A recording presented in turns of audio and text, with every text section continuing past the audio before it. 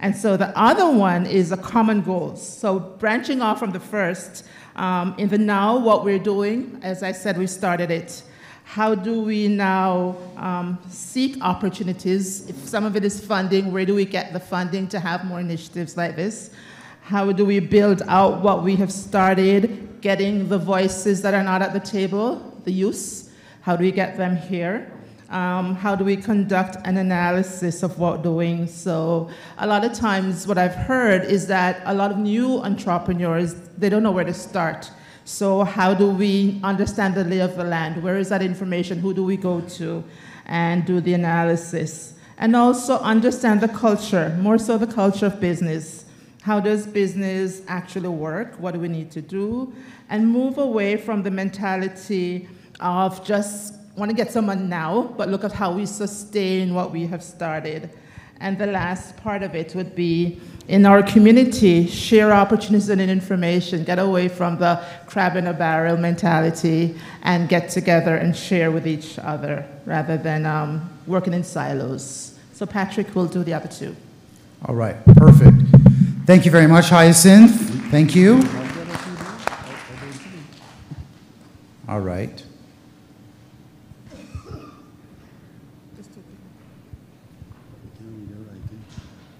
Yeah, so we actually looked on the conflict resolution, dispute and conflict resolution.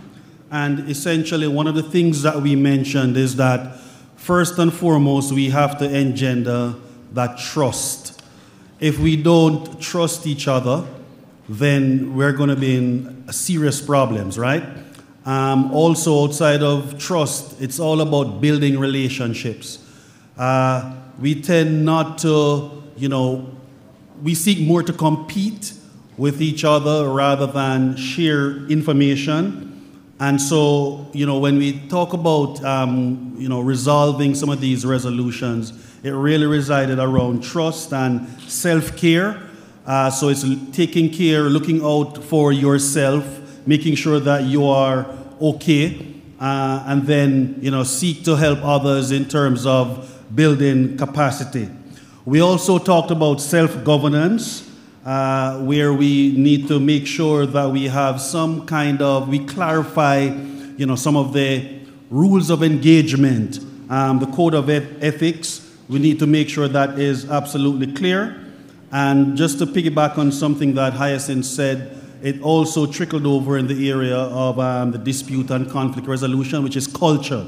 We talked about the importance of really understanding, taking the time out to understand each other and to appreciate the differences and the diversity, and build on that. And then the last aspect is really drawing on each other's experience and knowledge, knowing that we are not alone. I think, is there one more?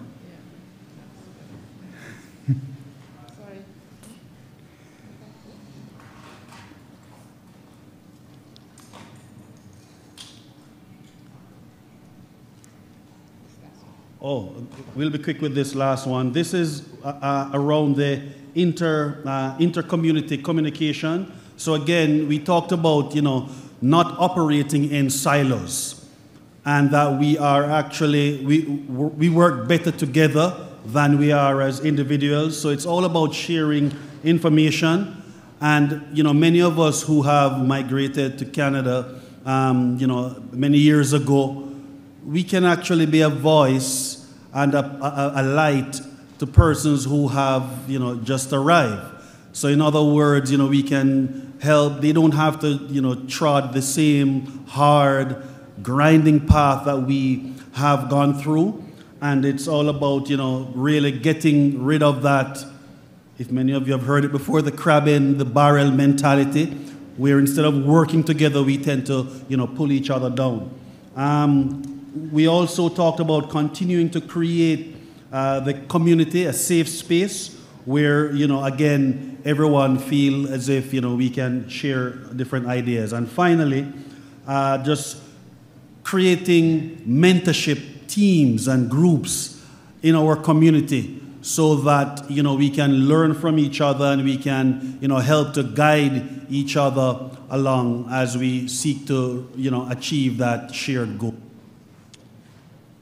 Fantastic. Thank you folks very much. Appreciate that hard work that was done in that room. And it looks like we may have that second group.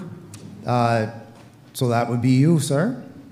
A couple key takeaways that we spoke about in my breakout session is the need to, before we try to build, the need to define. So not everyone really will be on the same page about what is an ecosystem or what are we trying to build when we say community. So before we can build an ecosystem, we must first acknowledge what is an ecosystem. And then in doing that, you prevent having a lot of these issues which we're finding, which is what was spoken about by the previous breakout session facilitators, is breaking down those silos. So once you break down those silos, then you can establish a community, or at least if you know of the different silos, doing, let's just say, for example, we spoke about Entrepreneurship 101. You have a group over here doing Entrepreneurship 101, a group over there doing Entrepreneurship 101. We're not doing the same work.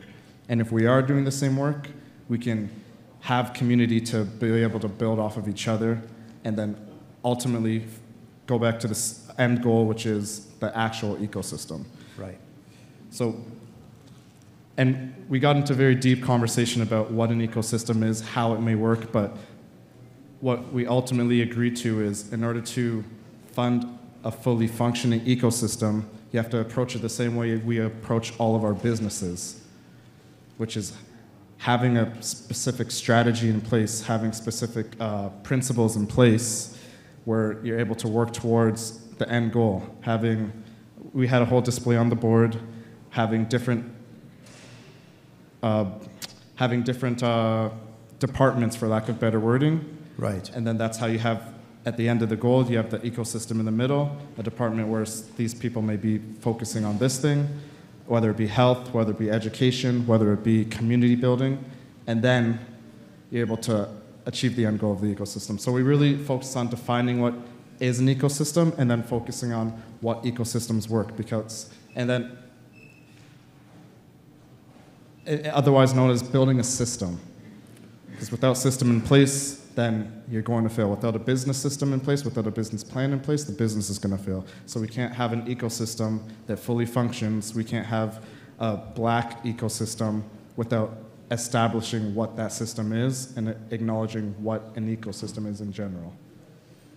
And then from there, we branched off to how do we stay organized? How do we, again, approach different silos?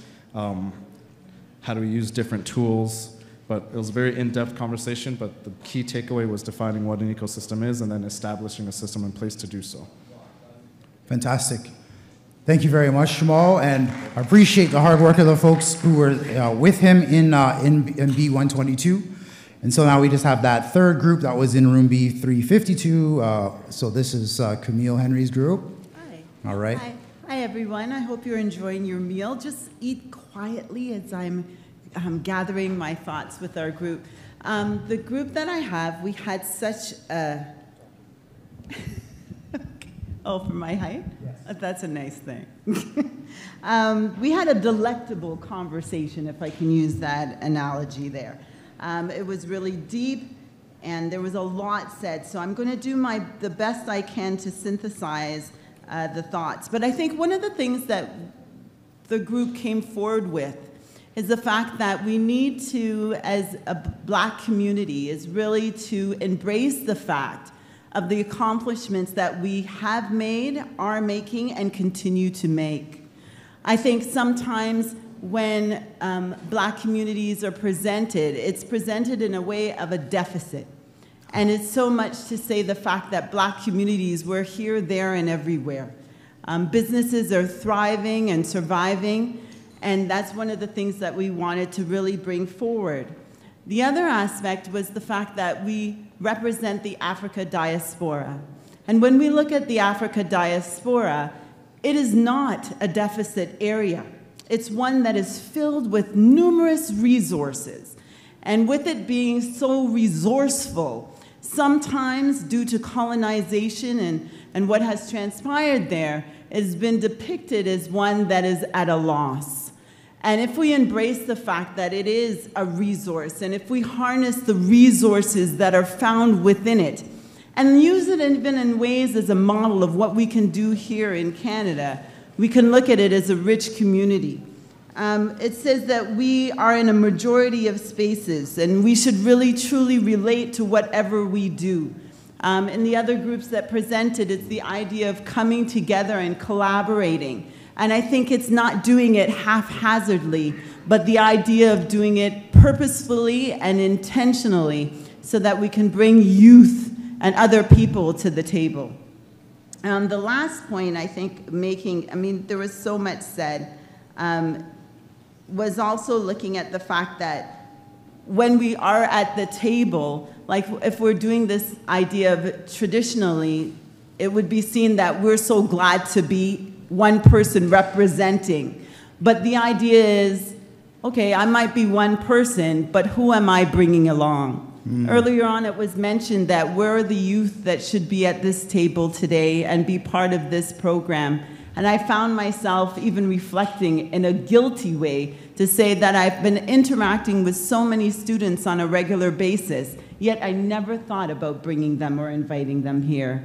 And so it's when we are brought to the table, who else are we inviting? As not only just friends, but perhaps colleagues, even other voices, so that when we are at the table, we are also representing the differences and the perspectives of those that may look like us. I think sometimes when we are invited, it's like, great, it's a checklist, right? I have that quote unquote certain person here. But it's also the idea that I don't just represent, looking at me, I'm raised here in Canada, grew up in Tobago. Hi ho for Tobago. Okay. Yes, thank you, I got one. Thank you very much, thank you. All right, TNT, we could do a little chat later, but no. Oh gosh! Oh gosh, you know it too. So I'm just stating that sometimes that's my perspective and that's my lens. But more so, we need to also think about the many lenses and perspectives of those that represent and perhaps even some ways look like us. The last piece, I guess I'll say, is that we are so protective of what we're struggling to build in terms of the places where we're at. But we need to be more open and accessible to others. We can be inclusive to our people. They can't become like you if they don't see you, was one of the quotes that was mentioned. And so let us be loud. You know, so many times we're told to suppress our voices. Be quiet. Do you know, those people sometimes are a little loud. I think it's time for us to be loud, proud, get attention so action can be propelled. All right. Ending on a high note. Thank you so much for that, Camille, and much appreciation to the folks who were doing their work in B352. Just one more round of applause for our facilitators and for the work that they've done to help pull these conversations out. So all of that information has been captured. We're going to continue this work, and we're going to be able to move forward through the rest of the day with these kinds of principles and ideas that we've just worked on in mind. I just have to say, was it Camille, the last, that Yes. said the conversation was delectable? I love that. Thank you. Really a reminder, I heard from each and every room that we needed more time. So this afternoon is now to dig into the importance of data and then to continue these conversations. So don't feel like we ran out of time, and the conference isn't the end of this conversation. We are gonna be working on how do we do this on a more frequent basis. So yes, we didn't run out of time. This is the, I'll say, genesis of the conversation, and we're gonna keep it going. Please enjoy lunch, and then we're gonna dig into the next panel, which is all about the importance of data, how we're actually collecting that data, and then we're going to talk about the different themes of the Black community. So enjoy lunch. Thank you. All right.